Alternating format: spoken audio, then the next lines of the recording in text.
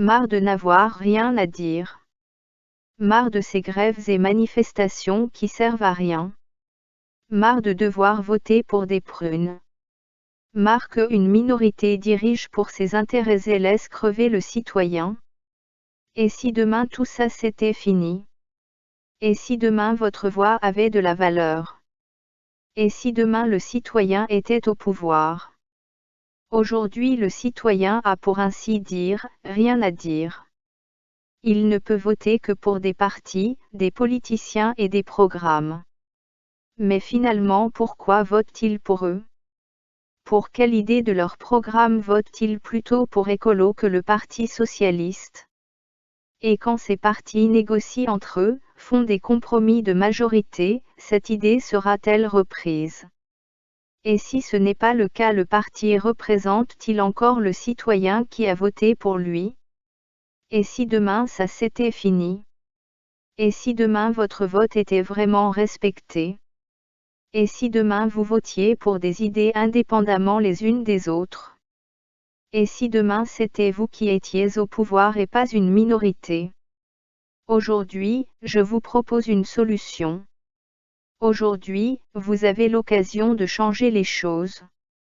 Aujourd'hui, vous avez l'occasion de pouvoir faire respecter votre voix, votre vote.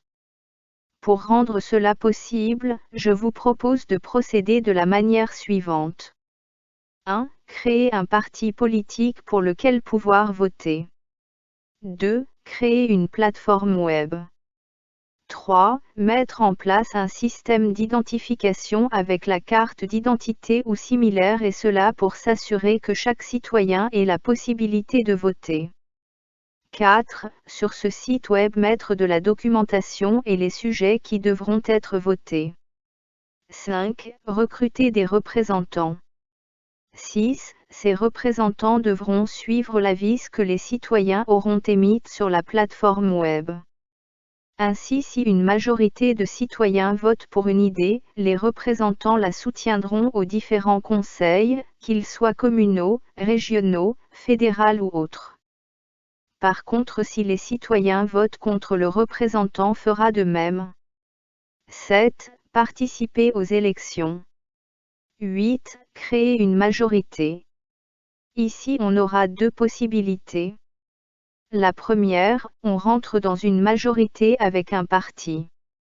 Pour pouvoir rentrer dans une majorité avec celui-ci, nous procéderons de la manière suivante.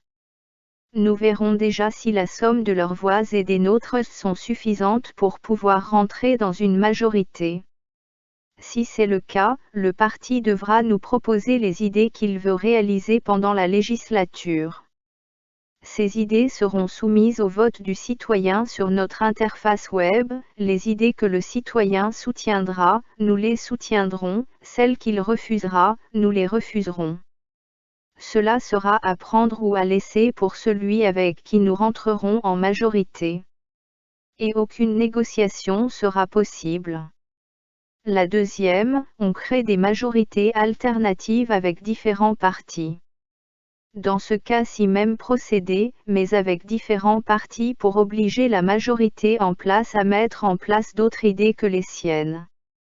9. Le but final est d'inscrire cette manière de faire dans la Constitution, et cela afin d'enlever tout pouvoir décisionnel aux représentants. Ceux-ci n'auront plus qu'un pouvoir exécutif, soit de mettre en place ce que le peuple aura décidé. Si cette manière de faire vous intéresse, si vous voulez vous impliquer dans ça, je vous invite à me joindre. Nous avons besoin d'un maximum de personnes. Et cela afin de créer le parti politique, de créer des locales dans chaque commune, de mettre en place un crowdfunding pour financer le parti et l'infrastructure web. N'hésitez pas, tout est à créer.